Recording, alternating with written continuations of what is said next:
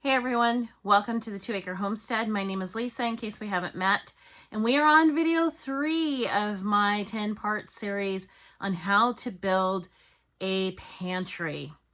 So this week we're going to be talking about which is better, store-bought can or home canned. Canning is definitely a way to put food in your pantry. And we're going to talk about the differences between store-bought versus home canned. I definitely have my opinions. I'm going to do my best. I can't promise, but I'm going to do my best to keep my personal opinions out of it because I definitely have an opinion.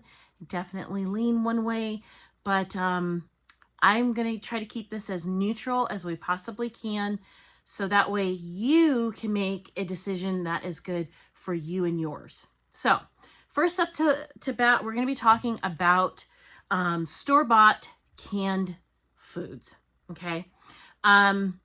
First, out the gate, whatever you do, this is my recommendation to you. Whatever your budget will allow you to buy, try your best to buy organic as much as possible. And try to buy canned foods that are whole foods. We don't talk about that enough in the pantry world, I feel, but you know, it's nice to have a lot of food put up in your pantry, but you really want food that's going to nourish you and yours. And if you're putting up a lot of canned foods that have like 1,000 ingredients in them, is that really nourishing your family? And if you're relying on your pantry, especially, you know, in times where maybe you're having a personal disaster or, you know, you just need to ease up on your budget or whatever, do you really want to damage your family's physical health because of that? So if at all possible, try to get food like this is just black beans. I don't know if the camera's going to get it, but this is black beans. It's organic. The ingredients to this is organic prepared black beans, water, and salt. That's it. If I were to can these myself, that's all I would do is put in organic black beans, water, and salt. That's exactly what I would do if I was going to home can this. Now, that being said, there's something that you guys need to know, and I am going to have you do your own research on this. This is your own opportunity to do your own rabbit hole sort of research, and that is the best by dates.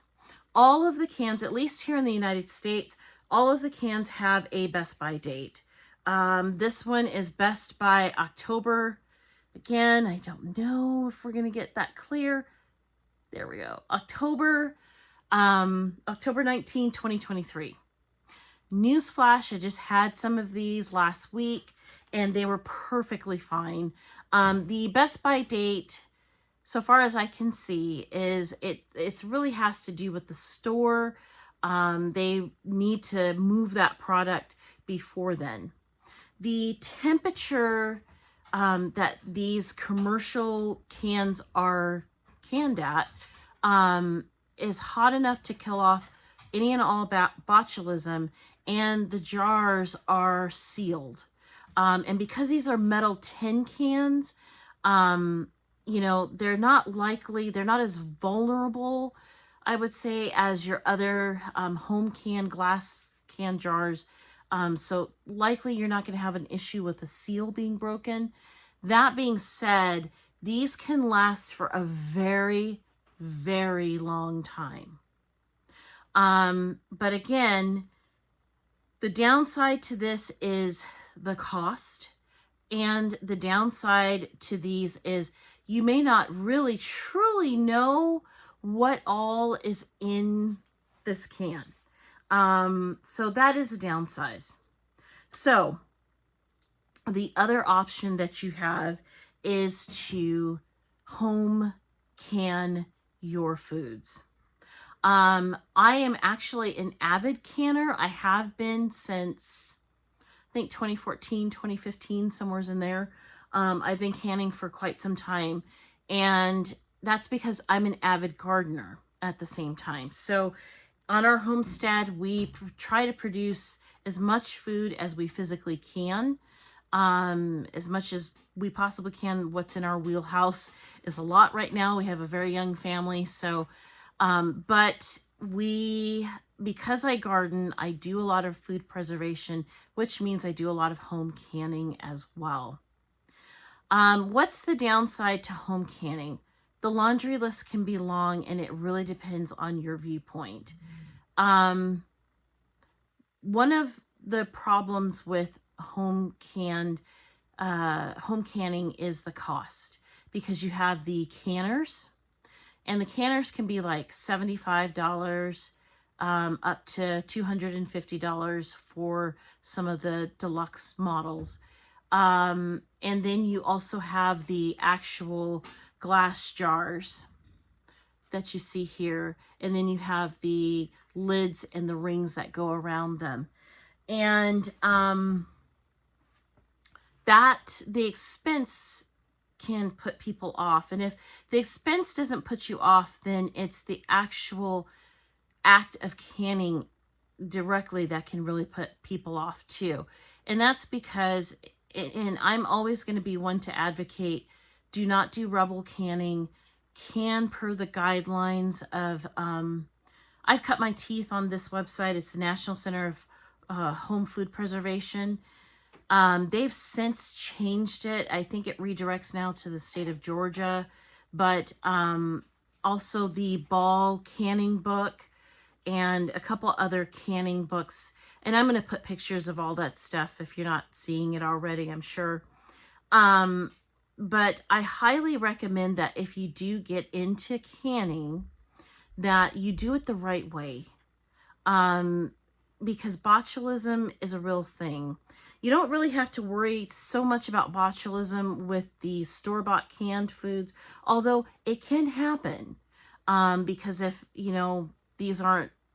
if there's a dent in them or anything like that, yeah, you can run into some problems with these. But you have more of a higher risk with your home canned foods, just because there's so many things that can go wrong.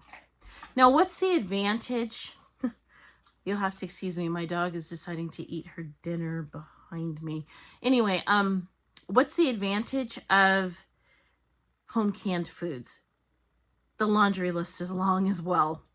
The laundry list is just long and beautiful because you know what's in these cans.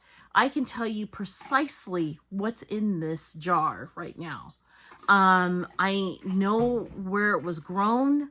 I know what I did to the soil. I know everything about that food. And when you home can, you get the luxury of putting things together that maybe you like. For example, this is a can of jardinera. And if you're familiar with jardinera, you'll know that it has peppers in it, usually red peppers. For whatever reason, my family doesn't like, some in my family don't like the red peppers, but they like the green peppers. So I have a little bit of green peppers in here. But some in the family, they like a taste to be a certain way with the jardinera, and some, prefer it a different way. I have the luxury of changing up the recipe according to what my family likes. And I don't have to be worried about, finding the right jardinera for my family at the grocery store, wasting money. I can do precisely the way my family likes it.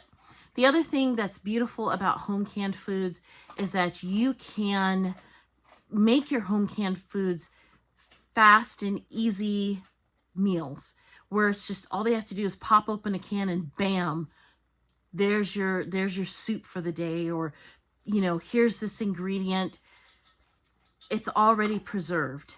The other advantage is it lessens the freezer space, especially when it comes to meats, because I think most of us probably put meat in our canners, or meat in our freezers, excuse me. But what happens when the grid goes down?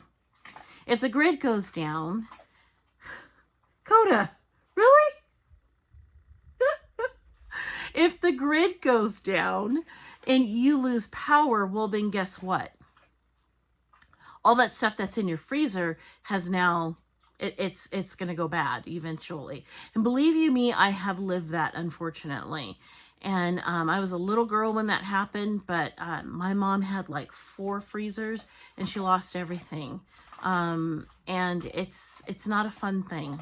So by being able to can some of your meats like that, you're making them shelf stable and you're able to preserve them in a situation like the lights being turned off for whatever reason.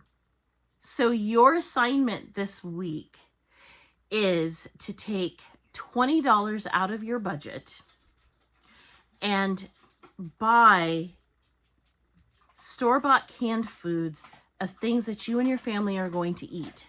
So I only want you spending $20 or less. Just depends on what your budget is, but $20 would be the maximum. So $20 or less. Try to see how many canned foods that you can get. I'm going to do it too, and let's compare notes. Comment down below. Tell me how many cans of food that you buy for $20 or less this week.